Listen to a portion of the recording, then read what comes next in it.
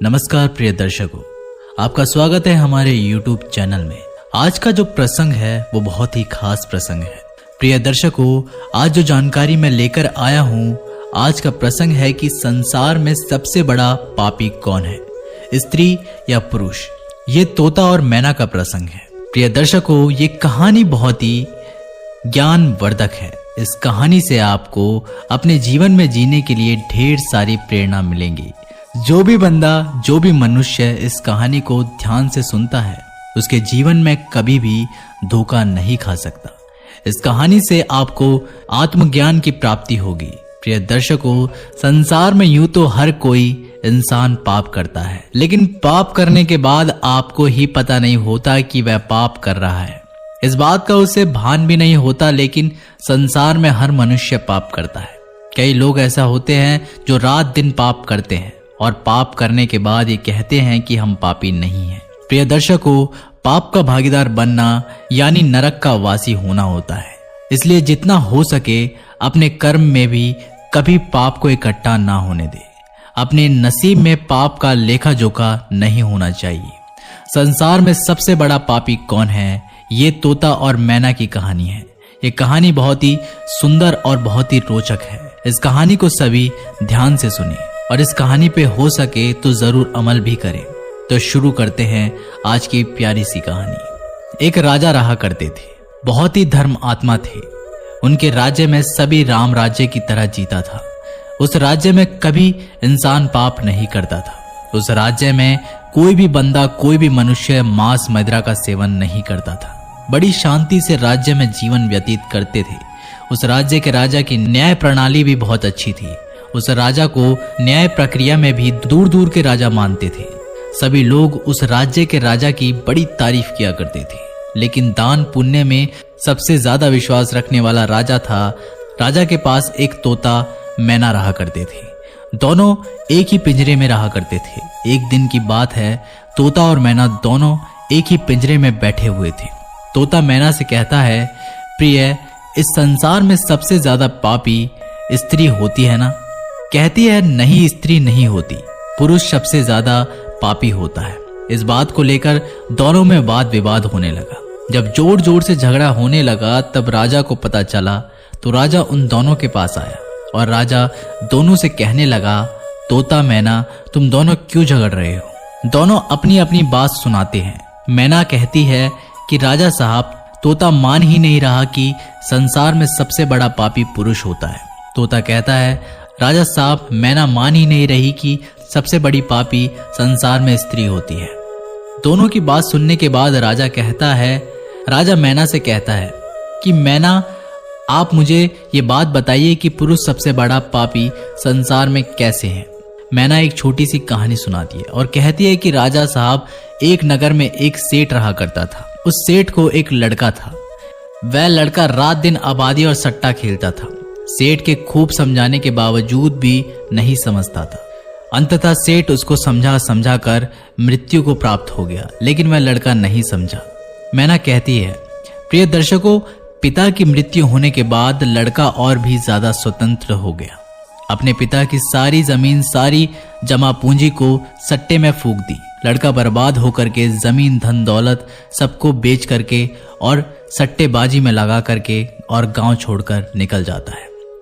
जब वह लड़का गांव छोड़कर निकल जाता है, दोबारा लौट करके उस गांव में नहीं आया। घूमता घूमता वह एक नगर में पहुंच जाता है। उस नगर के राजा के महल के सामने जाकर के बैठ जाता है।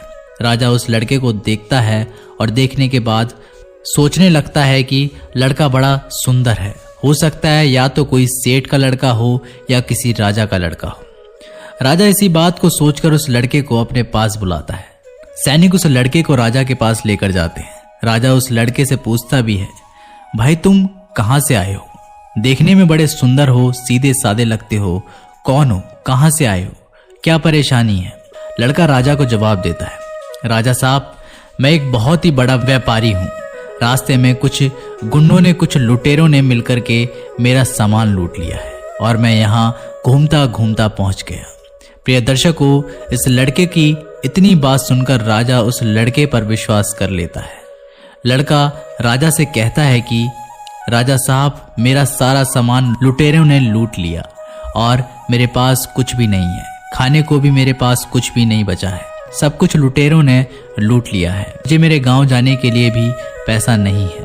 राजा उस लड़के की बात पर विश्वास कर लेता है। लड़का कहता है, यदि राजा साहब आप मेरी थोड़ी सी सहायता कर देते तो मैं अपने गांव तक जा सकता हूँ और आपका बहुत ही भला होगा, आपकी कृपा होगी। राजा लड़के के झांसे में आ जाता है। राजा सोचने लगता है कि लड़का व्यापारी है और बड़ा सुंदर भी है। उस राजा का कोई लड़का नहीं था, सिर्फ एक लड़की थी। तो राजा सोचने लगा कि मेरी मृत्यु के बाद मेरे राज्य को ये बड़े आराम से संभाल सकता है, क्योंकि लड़का सुंदर भी है और ज्ञानी है, व्यापारी है।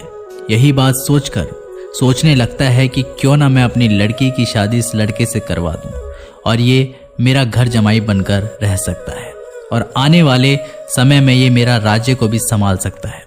यही सोचकर राजा उस लड़के से कहता है कि मैं अपनी पुत्री की शादी तुम्हारे साथ कर दूं तो तुम्हें कोई आपत्ति तो नहीं।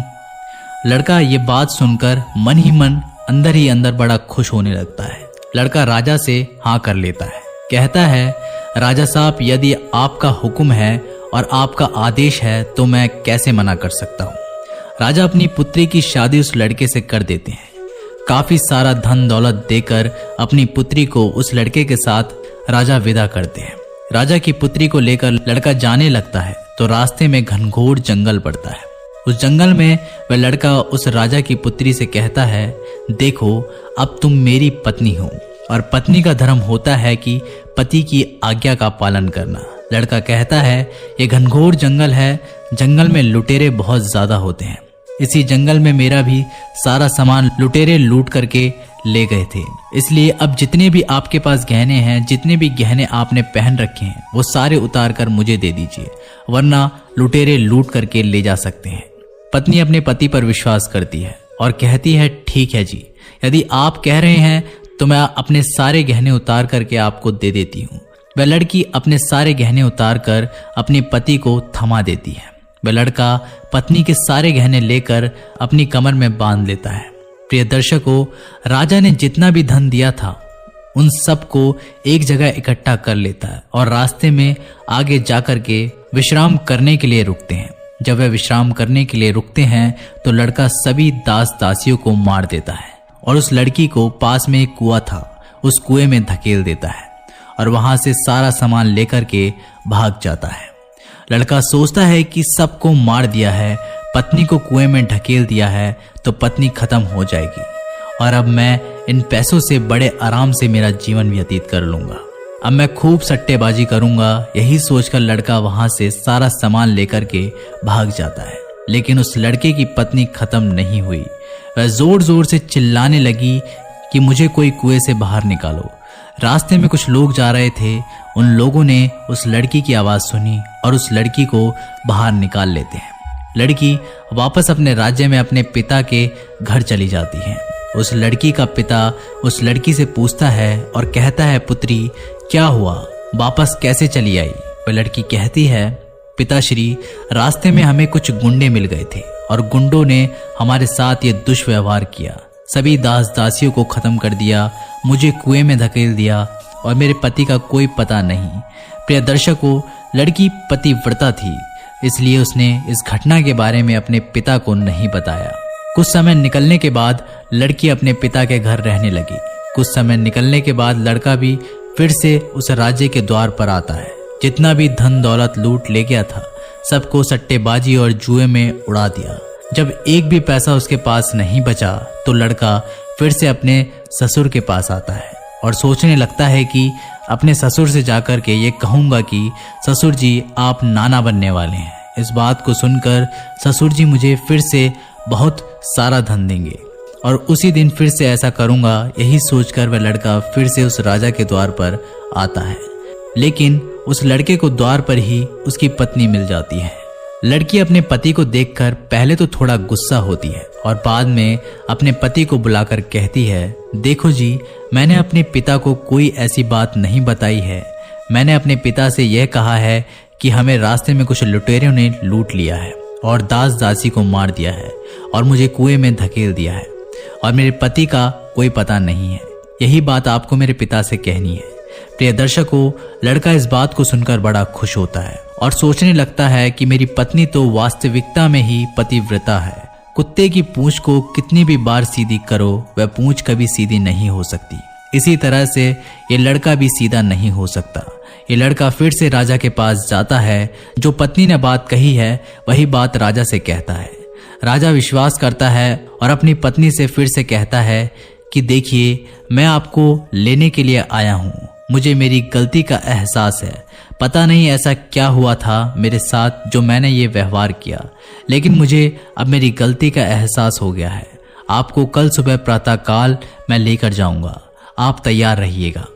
अब आप जाकर सो जाइए। प्रिय दर्शकों, सारे घर वाले सो जाते हैं। राजा सो जाता है, उसकी पत्नी सो जाती है। ये लड़का आधी रात को उठता है, राजा की तलवार से राजा की गर्दन काट देता है, अपनी पत्नी की गर्दन काट देता है। सभी को मारने के बाद वहां से काफी सारा धन लूट करके चले जाता है। इतनी बात मैना राजा को कहती है। राजा मैना की इस बात को सुनकर के सन्न हो जाता है। उसके बाद तोता एक कहानी सुनाता है। तोता भी कहता है कि राजा साहब, मेरी भी एक छोटी सी कहानी सुनिए। तोता त्रिया चरित्र के बारे में राजा को कहानी सुनाता है। दोनों की कहानी सुनने के बाद राजा इस निर्णय पर पहुंचता है। राजा दोनों से कहता है, देखिए, अब तुम दोनों झगड़ना बंद करिए। अब इसका निर्णय हम करेंगे कि इस संसार में सबसे बड़ा पापी स्त्री है या पुरुष। राजा सभा जुटा लेता है। सब सभा में इस बात को रखते हैं। राजा सभी मंत्री, सभी अमात्यजन के सामने इस बात का फैसला सुनाते हैं और राजा कहते हैं कि संसार में सबसे बड़ा पापी वह होता है जो इंसान अपनी औकात से नीचे गिर जाए, अपनी कैटेगरी से नीचे गिर जाए, अपनी औकात भूल जाए। प्रिय दर्शकों, राजा इस बात को सुनाते हैं और सभी मंत्री और सभी अमात्य गण इस बात को मानते हैं। इस संसार का सबसे बड़ा पापी वही है, क्योंकि पाप करते वक्त हर इंसान ये नहीं देखता कि वह स्त्री है या पुरुष। पाप कोई भी बंदा कर सकता है। स्त्री भी पाप कर सकती है, पुरुष भी पाप कर सकता है। इसलिए सबसे बड़ा पापी वही है जो अपने आचरण को भूल जाए, जो अपने संस्कारों को भूल जाए, जो अपने से नीचे गिर जाए, यानी खुद से नीचे गिर जाए। वही इंसान संसार का सबसे बड़ा पापी है, क्योंकि ऐसे इंसान को यह पता नहीं होता स्त्री हो या पुरुष क्या करने जा रहा है। इस बारे में उसको कोई पता नहीं होता। प्रिय दर्शकों, हम उम्मीद करते हैं कि ये जानकारी आपको पसंद आई होगी और आपको ये समझ में आ गया होगा कि संसार का सबसे बड़ा पापी कौन है। धन्यवाद।